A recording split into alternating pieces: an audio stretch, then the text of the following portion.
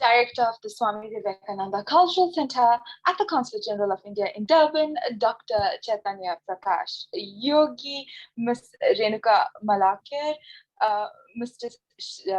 B. Sanjay, Mr. Piyush Khandelwal, Mr. Sipiram Chunu, distinguished guests, online viewers, namaskar and welcome to a very auspicious day. Indeed, today we celebrate Parakram Diwas, the birth anniversary of Netaji Subhas Chandra Bose.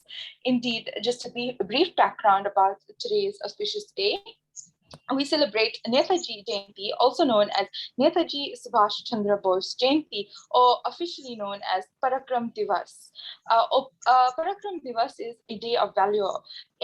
Is a national event celebrated in India to mark the birthday of a prominent Indian fighter, Netaji Subhash Chandra Bose. It is celebrated annually on the 23rd of January. Netaji played a pivotal role in the Indian independence movement. He was the head of the Japanese-supported Indian National Army, the Azad Hind Force. He was the founder and the head of the Azad Hind government. Indeed, sit back, relax, as we take you through an very interesting interaction with Ms. Renuka Malakar and Mr. B. Sanjay. Renuka ji is a member of Netaji's family, and she will be taking the interaction will be done by Mr. B. Sanjay, who is an educationist from India. Just a brief background about ma'am. Ma'am is the grandniece of Netaji Subhash Chandra Bose, former Secretary General and currently trustees of the Netaji Subhash Bose INA Trust, Delhi, India. A multifaceted professional with 30 years of extensive work experience across the sectors out of 20 years, which has been in the social sector, where ma'am has been a senior position and leadership roles in the area of organization building and leadership development. She heads the national advocacy project of Multiple Sclerosis Society of India. For the past 10 years, she has been particularly advocating for the rights of persons with disabilities in the area of access to access of healthcare and affordable treatment, livelihood opportunities, with a focus of inclusion. Namaste and welcome, Renuka ma'am and Sanjay sir, for your awesome interaction today on the life and legacy of Netaji Subhash Chandra Bose.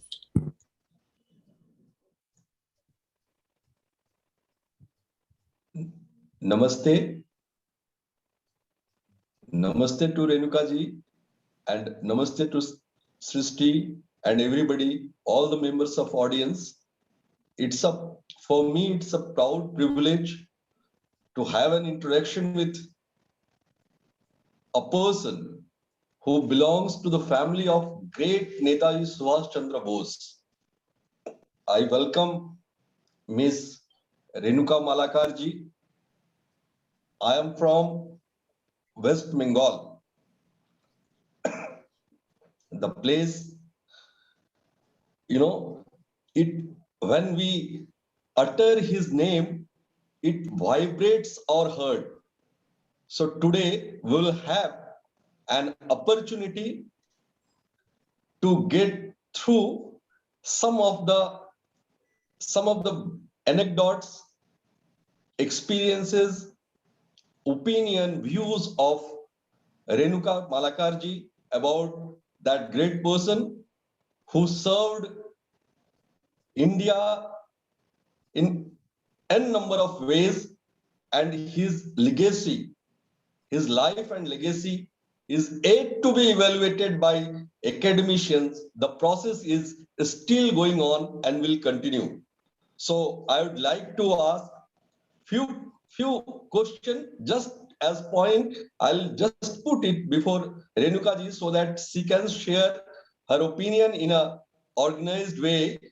Renuka ji, how you see Netaji Subhash Chandra Bose as personality?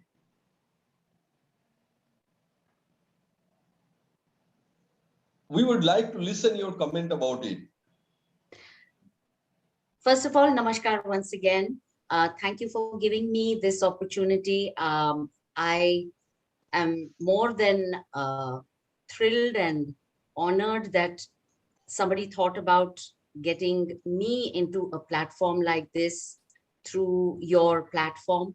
And I have, in my own small capacity, been talking about Netaji's legacy and what I understand about his personality in various platforms. But I know that you people here in Durban have a huge Indian population, and also you will be streaming this, and a lot more people are going to see. So thank you once again.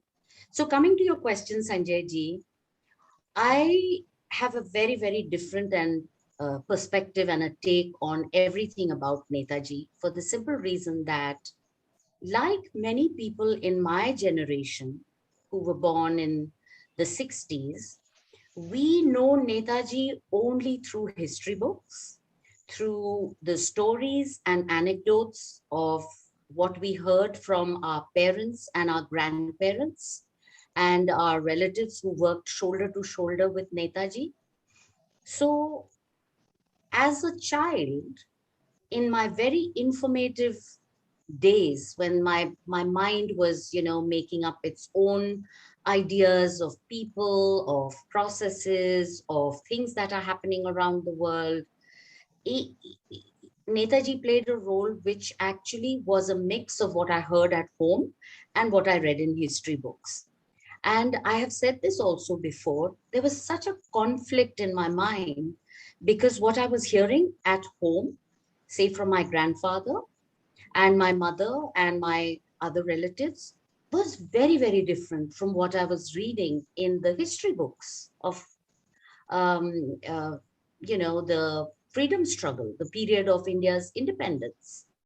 So I just wanted to set this context because even though I am a member or I am a part of that family, um, and I'm absolutely thrilled to be a part of that family. But my views and my ideas are pretty much developed from what I have seen and read. So, coming to your question, Sanjay ji, as to what Yeah. I think about his personality, it's very difficult. Like you said, Netaji cannot be defined.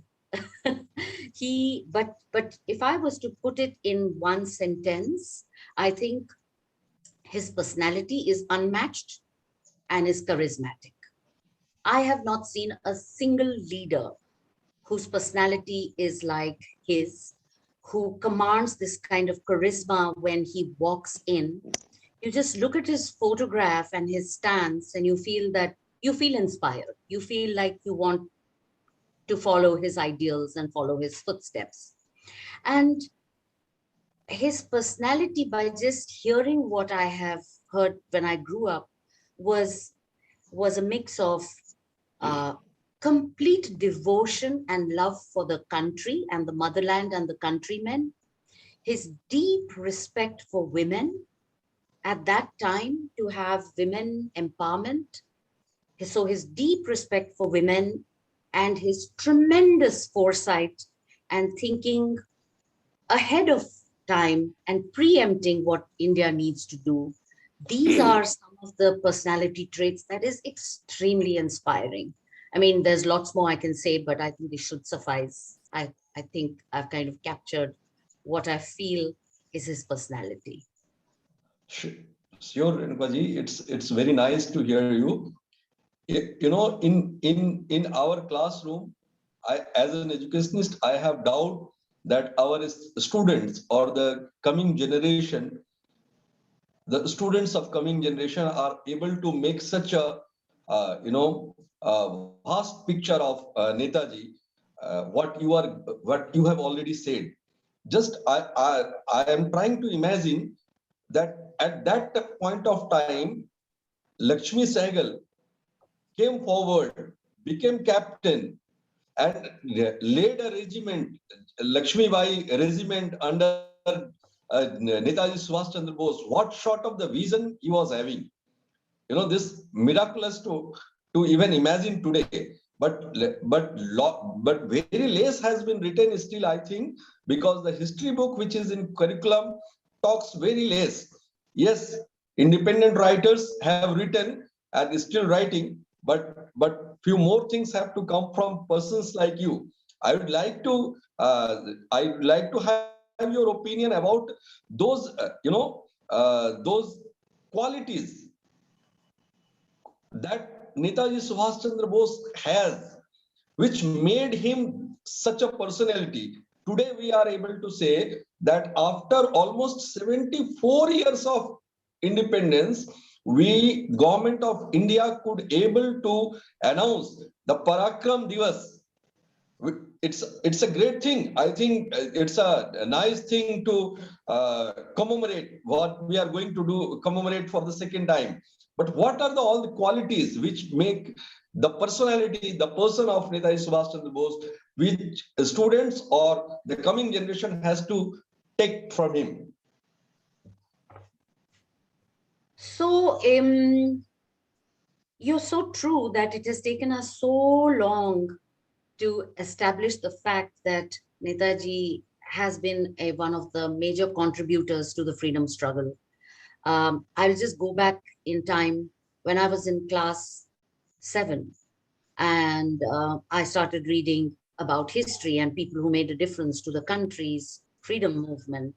Um, Very little was written about Netaji, but I was too young to question my teachers. Our education system doesn't allow us to question our gurus, which is a good thing and a bad thing.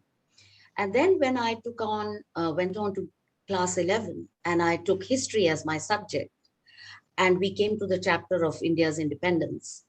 And I was thinking, now this is higher studies, this is higher class. I'm sure I will read a little bit more about Netaji's contribution, his personality, how he inspired, how he made the Indian National Army, what he did with the Rani Jhansi regiment. But there were only 3 lines in that paragraph, in that chapter. And I raised my hand and I asked the teacher that, why are there only 3 lines written about the Indian National Army and Netaji? Because there's a lot more that we need to know. So unfortunately, and like all teachers think that this is not no time to discuss. History is actually all about discussion. It cannot be just bookish knowledge. So I was told that, that this is not the time. We see what is written in the book, and that's what it is. And don't disturb the class. So I'm telling you, at that point of time, I kind of went into a shell. And I said, I don't want to have anything to do with history. I don't want to have anything to learn. I have nothing to learn because history is a lie in my mind at that time. And I think, and I think a lot of students who know certain things from, and there are so many freedom fighters, so many grandchildren, nephews, nieces, grandnieces, who know the real story, but they don't have the ability to read it in the books. But I think time is changing, and I think the new education policy is also allowing so much of curriculum to be developed on the local leaders, the country's contributors in different languages, from states, from districts. So I think things are changing, and it's a welcome change. But just to come back to what are the personalities that really inspire, and which is immemorial. I mean, it doesn't have a time stamp on it. Any youth of the country wants to rebel because whatever they are told, they want to do something different. Every youth is looking for direction. Every youth is looking for discipline. And I think these are the qualities that Netaji had: his dedication to a cause, his strict discipline, his respect for fellow humans, fellow leaders for that matter, his respect for even his soldiers. He treated everyone equally. And these soldiers came from all classes, all religious backgrounds, but they were all one. And I think one of the things that inspires his inspiring personality, and I will also say that it was with a lot of freedom fighters of that period, was they were fighting for one India. They were fighting to get their motherland, India, free. So there was a common goal. See, these automatically was these qualities were automatically very inspiring, because everyone was fed up of being subservient to the British or be ruled by, foreign powers. So uh, these are some of the qualities. Another bunch of qualities that I think were very inspiring is, which I think a lot of leaders uh, have should be demonstrating, is tremendous foresight. Somebody like Netaji had thought of forming the planning commission because he believed in economic growth. Yeah. See the foresight of the person. He thought many years ahead of his time. So that was foresight. His ability to interact comfortably with somebody from Japan, to somebody from Russia, to somebody in a country in the northeastern part of India. So he had great comfort in his communication. So his communication skills were also some very great qualities. And he was a fantastic orator. So I think these are some of the qualities which every youth can take, at least children from schools, even in our country. I think each one of us has a lesson to learn from his qualities. Yeah. Ma'am, I'll just like to remind that what sort of rebellion attitude he has. We have read about the incident happened in Presidency College when he slaps a teacher. So such a disciplined commander from inside dares to slap a teacher. What makes that idea in him? You know, so Yes, this is yes. when the youth is becoming rebellious, whether they Okay. can told, yeah. No, so there is a reason, we have been youth. We have all gone to colleges. We have all said we will not do this. But there is if it's for the common good, and if it is betterment for the society, and if it is for your countrymen. And see, the context in this situation was Netaji, being a youth, was extremely devoted to his country. He would not allow anybody to insult his demeanor, his personality, his attire, and his country. So Right. if anybody calls me a derogatory term, uh, I will also, kind of object. But I think the youth also need to understand, you have to have a controlled environment, or you have to have the good for the mass or the good for the country when you're doing something rebellious. So I think much needs to be written, much needs to be explored from the views of persons like you. These things are not coming out what actually happened in those days. Still, as you mentioned, only 3 lines were there. Even you want much details, you will get few lines only. So I Correct. think these things has to be happen. You mentioned about vision, Netaji's vision about one nation. I remember at one point of time he writes that Deshbandhu Chitranjan Das as his political guru and Swami Vivekananda as his spiritual guru. So what is his legacy? What he thinks? What makes his vision of India? You know, Uh, just so see, just beyond territory. Just not only territory. What are the other things? I think Netaji's vision for the country was a very good mix of, like you said, and I was also thinking about this when I came to this program. And I realized that the spiritual aspect of Netaji is also very unexplored, you know. Um, Yeah. while he had a political guru, just imagine the balance that he had to look at the political scenario, at the same time stay connected with his internal thoughts. And he was very, very influenced by Swami Vivekananda's teaching. I mean, Swami Vivekananda's teaching, I mean, I think he wanted that every Indian should have equal opportunity, women must be respected, there must be a socialist, you know, everybody must get economic, uh, there should be an economic comfort in everybody's life, education. So I think the basic vision and uh, thought behind Netaji in imagining what India would be was a uh, very balanced view of having spiritual, political, international um, uh, inputs, and then, you know, having a very balanced approach. And I think India would be a very different country if he would be the leader and taken India right after independence, you know.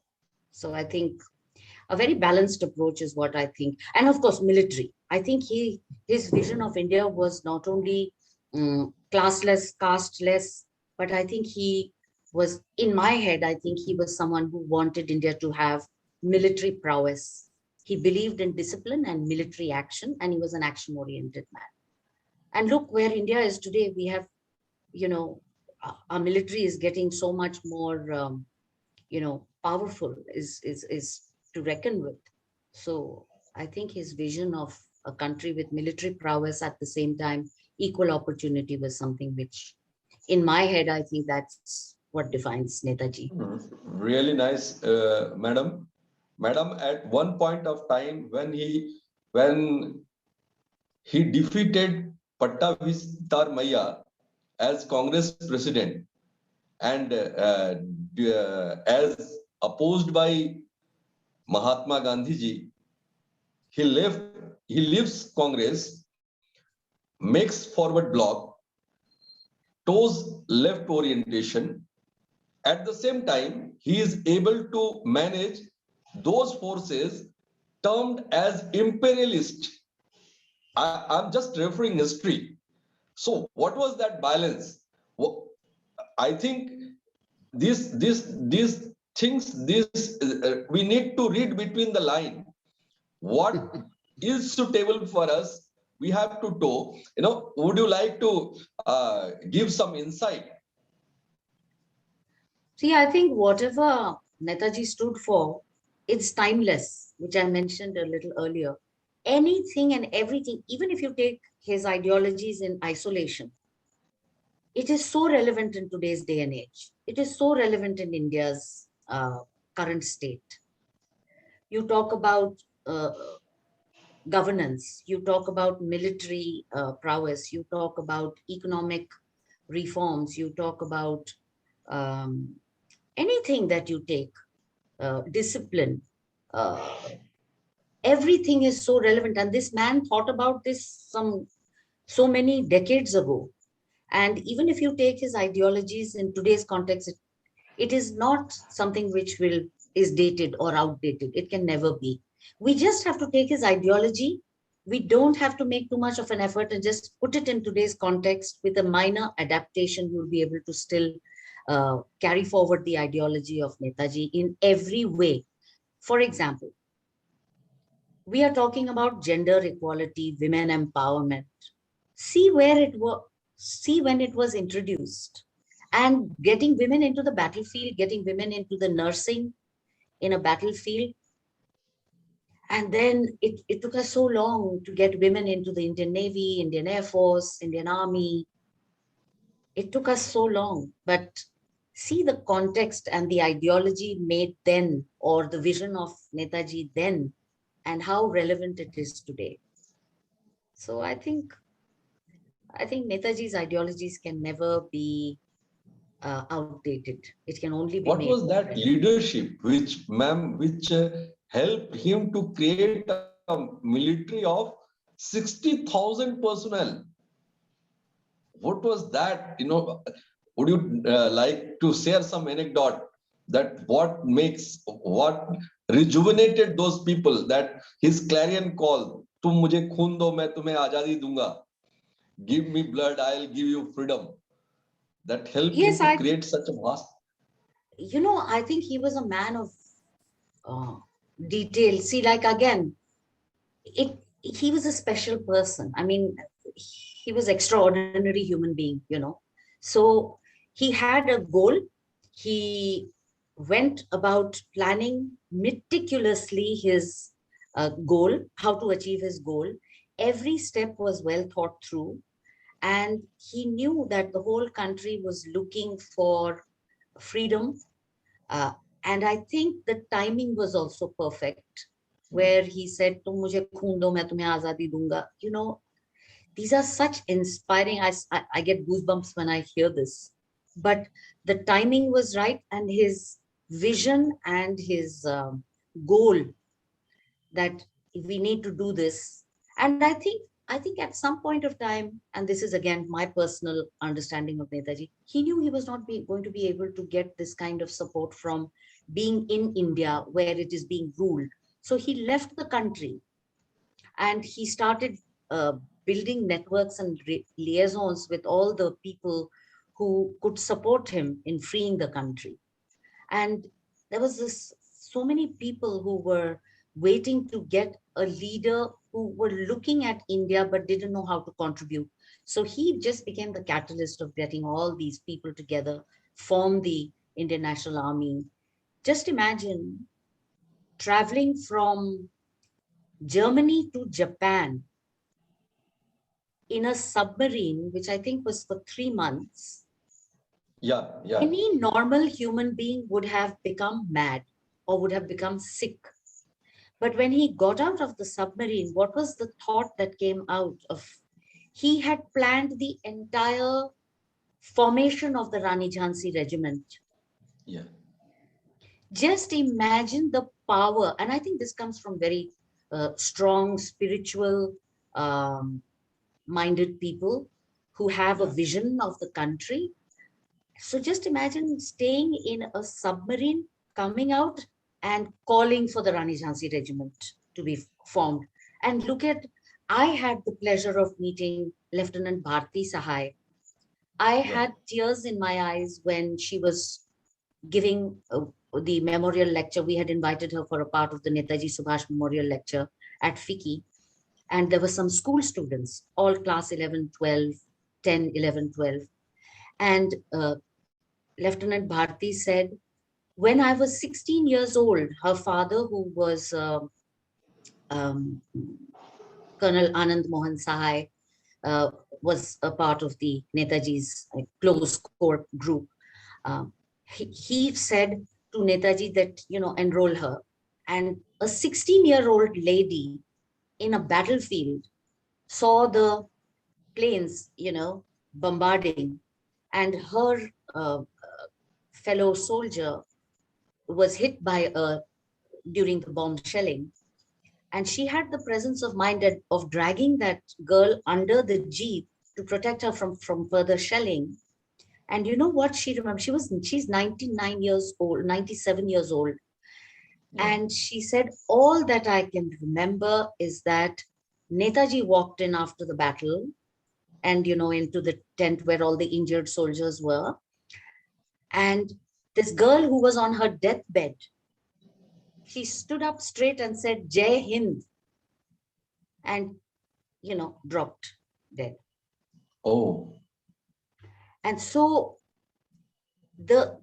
when the students of the school, and I just had to bring that connection because I told the students, you're sitting in a school, in a premier institution, but at the age of 16, when the country was not free, here was a 16-year-old lady who's standing in front of you, for whom you have to thank, for the freedom that you get.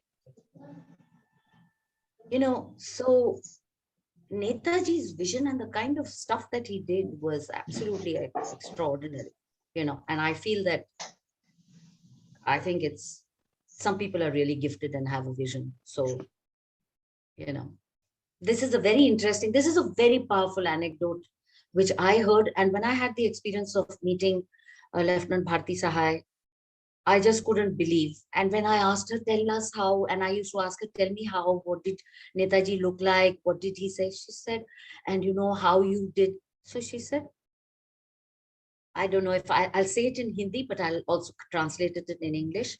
She said, duty करना था, फौजी थे, Motherland के लिए लड़ना था, आजादी हासिल करना था, ड्यूटी किया. Very matter of fact. I was a soldier. I was drafted into the Indian National Army. I was told by my Supreme Commander, this is your goal. And I had to achieve it. That was it. It was so matter of fact. It was so inspiring to hear these stories that people like this, there should be a chapter on people like this in our history books.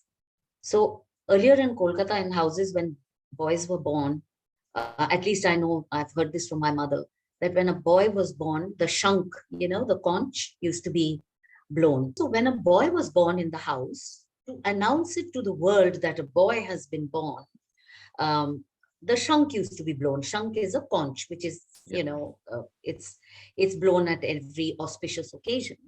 But in the Bose household, when a girl was born, there was a rule that even if a girl is born, you will blow the conch. Shank will blow. So when my mother was born, and another cousin of hers, we call her Radumashi, they were born, the conch was blown. So people, the passers-by, came by and, you know, said, oh, congratulations, you know, you've had a son has been born in this house. So then those darbans and all these people were told that no son was born. The conch is blowing even when a girl is born. So see how culturally, societal norms, he was already in their household. It was already a practice of questioning and challenging societal norms for the betterment of humanity. So I think these are very, very small stories and real stories which make a lot of difference when people hear. It's not a fiction. It's not a imagination. It is a truth. So I think that's why his respect for women came from there. His deep dedication and respect for his mother is something which is unsurpassed. I think every child in our country must respect their parents. True, ma'am. Ma'am, you told about his call, Jai Hind. Doesn't it indicate his legacy of nation first? Yes. Nothing else. What you would like to say? Yes, of course. In fact, again, there is very little knowledge about two things. One is Jai Hind, and one is who gave the name Father of the Nation to Mahatma Gandhi. Yeah. It was Netaji. Nobody knows that. Everybody thinks that Mahatma and Netaji were at loggerheads, but they had political, ideological differences, but they respected each other. Yeah. I remember seeing the movie Gandhi, and I've also hearing it from my parents, from my mother, that he actually told Netaji that I will give you my blessings, but your path is violence, my path is non-violence. And there was no acrimony outside in public about it. But they chose their own paths and moved on. In terms of Jai Hind, because I am married to, my father was in the defense, in the Air Force. I'm married to an Air Force officer. I knew the meaning of Jai Hind, and I have grown up hearing Jai Hind. Right. But, you know, to say Jai Hind, garv se bolo, say it with pride. I mean, why can't you say Jai Hind? Why? So anyway, so I say Jai Hind, and, you know, when you're driving into an Air Force camp or a military camp, you only hear Jai Hind. It just tells you, you know, sometimes two words itself changes your whole perspective of country first. So Yeah. Jai Hind automatically infuses that feeling of patriotism. And you don't have to learn anything about it. It's just Jai Hind. That's it.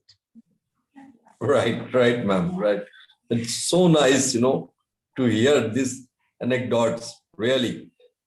I'm just recalling one book written by R.C. Majumdar, the great historian, where he refers about a letter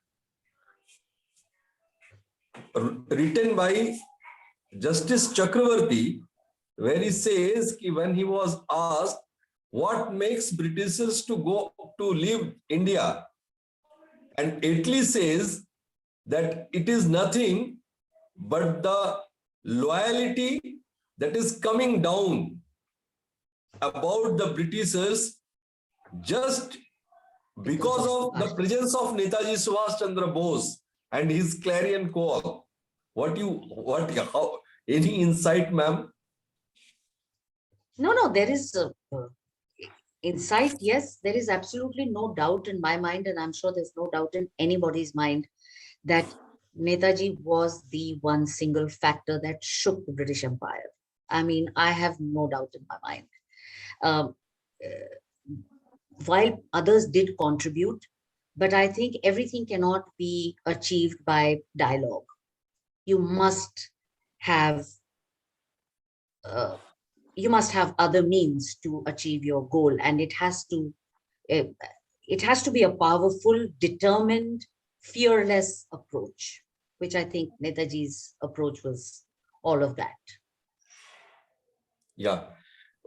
Last couple of, I think 5 to 6 years back, ma'am, I was in Moirang, Imphal. And still I feel a bit sorry, because the place where first time the tricolor was hosted by Netaji Subhash Chandra Bose himself, was still not given that, that recognition. What I would like to say, it's not only recognition, I would say that it needs to tell much more things. What is your opinion? How to I also preserve went his to legacy? Moirang. Yes, I think 14th April 1944 was when the flag was hoisted in the provisional government. And it's obliterated, completely obliterated from history. It is such a powerful uh, incident. Just imagine hoisting the flag while the British are still there, you know. So when you say what are my thoughts, I'm like, I'm also saddened, angry, but then what to do? But at least today we are sitting here and talking. I have learned to accept and put my anger aside and thank people who have made it possible to even have this dialogue. 10 years ago, we weren't having a dialogue like this. So I would like to focus on the good things. And I think history, I don't know how to rewrite history. When you say rewrite means you're putting another layer of history on top of history. I think we need to integrate some new stories and chapters into the history. And while I was in the trust, the INA Trust, Netaji Subhash INA Trust, we had a very interesting discussion. We had Professor Makhan Lal, who's a academician of great repute. And I had heard his lectures, I had read his articles. He said such a wonderful thing, He said that there is an academic history and there is a popular history. Academic history remains at the academic level. Academicians talk about it, debate about it, but the popular history is totally different. How do we bring a hybrid of academic history and popular history, make a hybrid and bring it to the masses, take it to schools, bring it to education institutions, make Netaji's military strategies a part of military studies. Right. Look at what he did. I mean, I am so limited in my knowledge, and all my knowledge comes from reading bits and excerpts, hearing. But if I have that, and I'm going to be 60 years old, I'm a product of this generation, and there's so many people who don't know anything at my age. And the youngsters, you just, when I walk out and I say, can you tell me any leader that inspires you? Netaji. I said, I asked them, Aapko Netaji ke baare mein pata hai? Do you know anything about Netaji? They're like, yeah, he was a general. You know, you can't blame the children. He was a general because of his attire. Somebody will say, oh, he was somebody who turned out the British. So the level of knowledge of the coming generation is very sketchy about Netaji, and also about so many other Indian reformers, other freedom fighters, you know. So I think at least today we are talking, we are sitting, and I think I always say Netaji was an action-oriented man. I wish we are all action-oriented and not keep talking and talking. Let's put our words to action. Thanks, ma'am. Thanks a lot, Renuka ji. It's nice talking to you. I think sorry. I think if any experience other than this you would like to share with us, you are welcome, ma'am. Well, I think I have said everything I had to say, and I don't want to take too much time because everybody is getting Zoom fatigue, digital fatigue. I think it's wonderful that we did it on this platform. I think I've covered everything, but if anybody else has any questions, I'll be happy to take. Otherwise, I think I have said enough.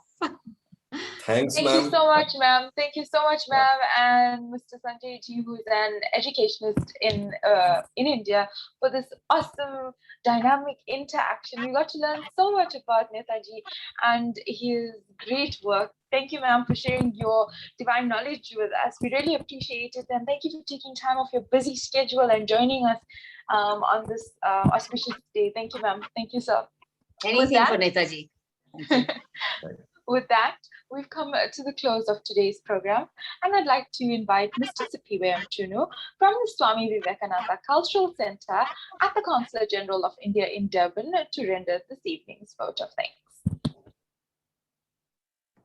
Namaskar and greetings to all of you. On behalf of Swami Vivekananda Cultural Center at the Consulate General of India in Durban, it gives me a great pleasure today to deliver a vote of thanks on today's program, Parakram Diwas, 5th anniversary of Netaji Subhas Chandra Bose.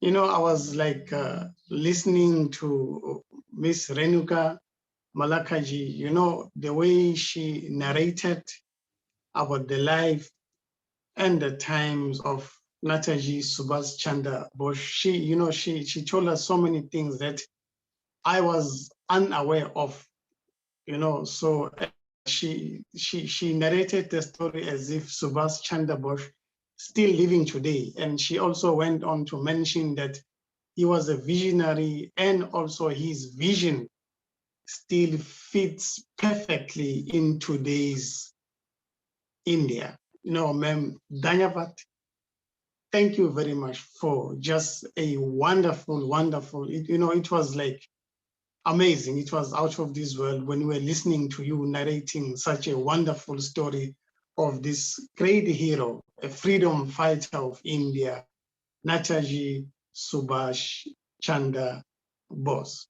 Now, allow me to thank Sri B. Sanjay, who is an educationist from India, for conducting such a wonderful interactions with Ms.Renuka Malakar, who is a member of Netaji family. To Director of the Swami Vivekananda Cultural Center, Dr. Chaitanya Prakash Yogi, Sri Harinarayan, Sri Piyush Kandelwal, Danyavat, for taking part on today's program. To our online participants, I'd like to say thank you very much for being with us this evening. For more information on cultural activities organized by Swami Vivekananda Cultural Center in Durban, please visit ICCR in Durban for more information. Once again, to Ms. Renuka Malakar, Danyavad ma'am, to Sri B. Sanjay Ji, Dhanyavad sir. To all of you, have a wonderful evening. Namaskar. Thank you very much. Jai Hind.